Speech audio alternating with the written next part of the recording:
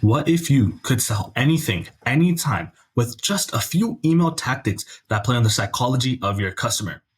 I'm Kart Singh, and I've generated over $3.5 million for my e-commerce clients using email marketing, including this beverage-based brand that actually generated over 1.72 million in 6 months working with us. So in this video, I'm going to be showing you the 6 powerful e-commerce email marketing techniques based on psychology that you can start implementing ASAP to increase your sales. So number one is going to be the abandoned cart sequence, right? So the psychology behind it is that people just tend to feel ownership over items that they put in their cart even before they actually purchase. So losing something that we feel like that we own feels kind of twice as bad as gaining something new, right? So gradually increasing urgency feels natural rather than manipulative. So people who already took the time to select products want to stay consistent with their initial intention, right? So seeing others interested in their selected item creates this powerful, you could say, competitive anxiety, right? They want to get it before the other person can get it. So the purpose is it's going to help you recover up to 40% of your abandoned carts rather than the standard 10%. It turns your highest intent prospects into actual buyers without spending more on ads. It also creates multiple chances to overcome different purchase objections, right? That is going to be huge because it works automatically once you set it up. So you're able to generate revenue as you sleep. And the best way I like to tell people, it's like having 24/7 salesmen for your brand, right? You obviously want the best. So you really need to invest in your salesmen in order to do so. And it really just helps you convert people that are interested into those first time customers, but they just need that right push to do so. And just think about how much money that is, because if you can get them into one time, you can get them into repeat customers, right? So as far as the implementation, this is how you want to do it. Within that first email, right, you just want it to be a very simple reminder with the actual product that they left in the cart, with the CTA saying return to cart, right? It's going to keep it helpful. You're not being pushy at all. It's kind of just more of like a push reminding them, hey, looks like you forgot something, right? Because people tend to be busy. Second email, you want it to go out after 24 hours, and you want to add some sort of subtle urgency in this, right?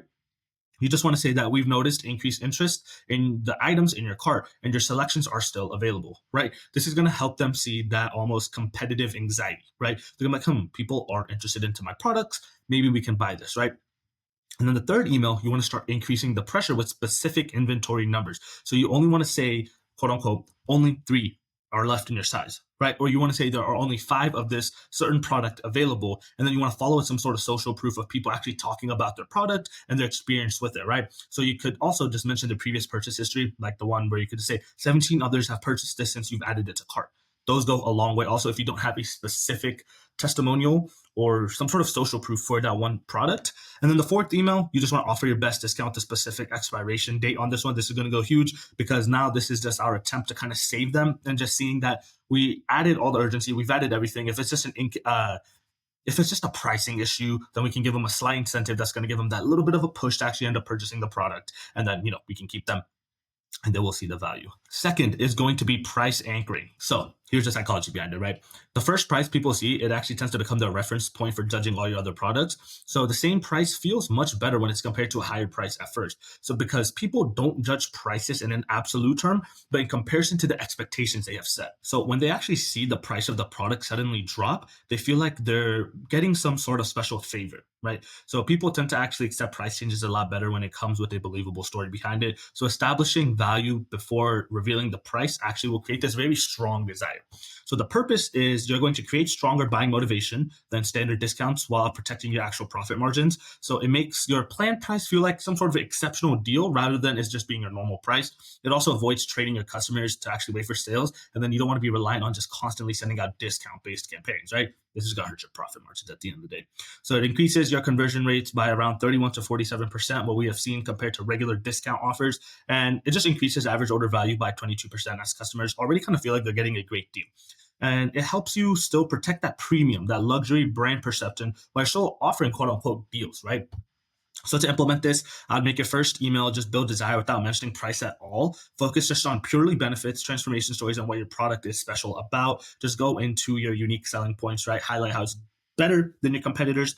Going to go a huge way. And then second email, you want to send out after 2 to 3 days later. Reveal a price 25 to 40% actually higher than your intended price, and carefully just justify this price through value comparison, right? Again, infographics will be great for this email. And then the third email you want to send out after a day or two. I suggest just a day after, and then offer your actual intended price as a special reduction with the specific reasons like new supplier agreement, seasonal promotion, or founder special. Founder special is something we've seen do really well. And then just add urgency by making the price a limited time, right? Third is going to be social proof triggers. So the psychology behind this is that when you see other people taking action, it kind of creates this immediate validation, right? We're significantly more influenced by the actions of people near us geographically, while many others are buying something that our brain assume is just the right choice. So when you're able to create this perception that the person is missing on this current trend, it kind of triggers FOMO, right? That they are missing out. So we want to go ahead and make sure that dynamic inventory displays creative anxiety about products becoming unavailable. And the combination of social activity and limited inventory creates this overwhelming urgency, right?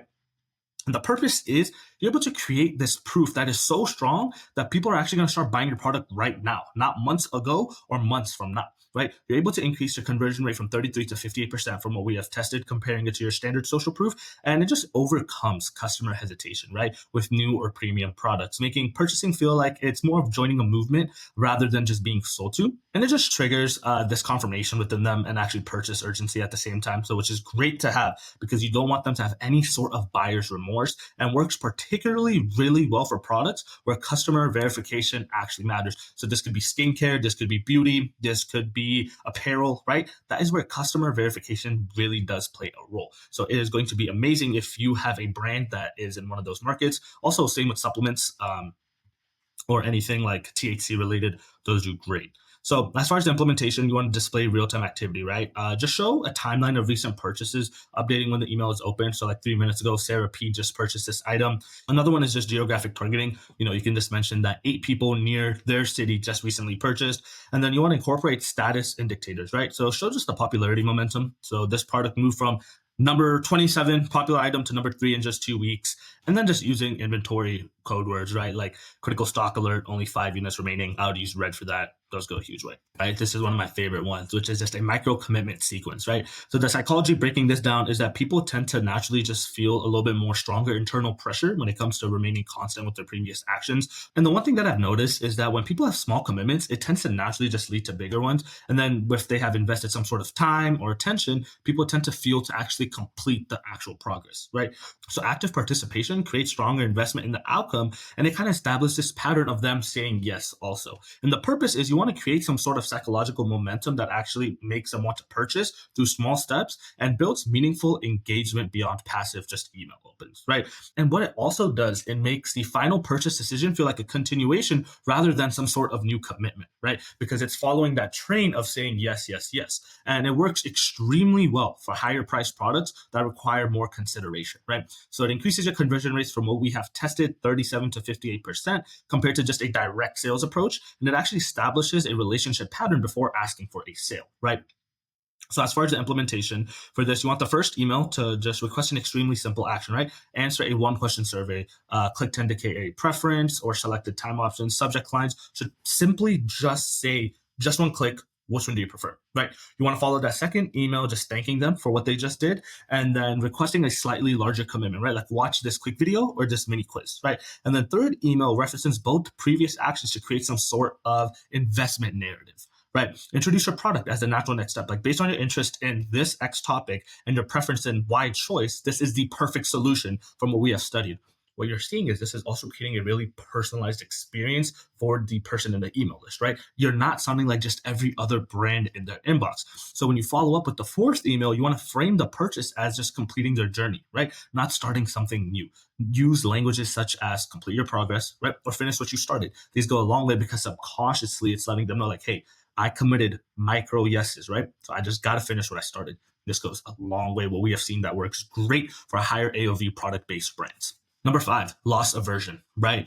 This is huge because what happens is people tend to feel losses approximately twice as powerful as they feel gains, but people tend to actually respond strongly to resolving negative conditions rather than achieving positive ones. So make the cost of inaction more apparent than the cost of action. And the cool thing is what you're able to do, which is you could say the purpose of this, is you're able to create almost twice the psychological motivation compared to benefit-focused messaging. You're able to bypass all the skepticism there is about promised benefits by actually focusing focused on a existing problem that they may have. So it makes the purchase feel necessary rather than optional. What we've noticed is that this tends to convert actually 58 to 73% better than just equivalent gain framed messages for the same product. So this is something that we've noticed that works great for our supplement-based brands that we worked with or beverage-based brands, right? Anyone in the food and beverage, this goes a long way because, you're just able to address clear pain points that they have. So you're able to subconsciously appear as a solution to their problems, right? That actually creates this immediate emotional response rather than this rational evaluation that they have to go to. So as far as implementing this, right, what you want to do is, number one, in the subject line, actually use loss framed language. And this is such as stop losing X benefit instead of gain Y benefit, right? Including words like stop, avoid, eliminate, and protect go a long way. It just plays the psychological trigger. Then opening paragraphs begin by quantifying their specific ongoing losses, right? So every day without this product, you're losing approximately this amount in money, time, opportunities, right? So if you're saying by beginning, every day without using this protein powder, you are losing out on adding an extra 10 pounds of muscle in 3 months, right? 10 pounds of muscle is a lot. In 3 months, people would love to add that. So when you're able to do this, it goes a long way. And after establishing the immediate loss, expand on the secondary negative consequences such as missed opportunities, wasted resources, and unnecessary stress, right? And then include imagery showing the negative state or situation, not just positive outcomes after using your product. And then what you want to do is frame your actual CTA as loss prevention. So this could be stop wasting money today instead of start saving money today, right? So these will go a long way. And then number 6 is going to be psychological ownership, right? Because once people feel like they own something, they tend to value it a little bit more higher. And the thing is, people value things more when they've participated in creating / configuring them, right? So the brain experiences this stronger pain at the thought of losing their item. So visualization of ownership creates psychological attachment. So when you use possessive language, such as your custom product, it reinforces ownership feeling, right? And the reason why you need this is because it creates feeling of ownership before actual purchases, making non-purchase feel like a loss. It reduces price sensitivity through increased perceived value. And the biggest thing is that it lowers the post-purchase regret and overall buyer's remorse, right? And that's one of the biggest things that we want people to have after they purchase a product. One thing that we've also noticed from testing is that it has increased conversion rates by 32 to 58% compared to just standard product presentations. It works really well for customizable products or services, right? So if you have a skincare brand that's specific for people based off their acne and something more for their skin, this is going to be great and you really need to utilize this, right? And you're actually able to create this stronger emotional connection to products before the purchase. And as far as implementation, first email, you just want to invite subscribers to customize or configure your product, right? Tell them to select colors, choose features, or create a personalized version. This makes them interact with visual feedback, something that they're going to start feeling a ownership to. Then in the second email, you want to confirm their quote unquote personal design has been saved using possessive language throughout, like your custom product, the product you created, your selections. Those are key because it's going to psychologically trigger that it is theirs. So it's going to have some sort of ownership. Then the third email, you want to show how their personalized selection would fit into their life, right? If possible, incorporate personal details, the name on the product or how it would look in their context. This is going to be great if you use plain text emails. And then the fourth email, you actually want to create concern about them losing their item, right? Like your custom product is still saved in our system, but we can only guarantee availability for X time frame, right? Or that we've noticed increased interest in the configuration that you designed. Now, how do you take everything you learned and build a complete high converting email marketing system, right? Watch this video on the screen to learn every aspect of email marketing, including automated flows, email designs, copywriting, email campaigns, and so much more. I'll see you there.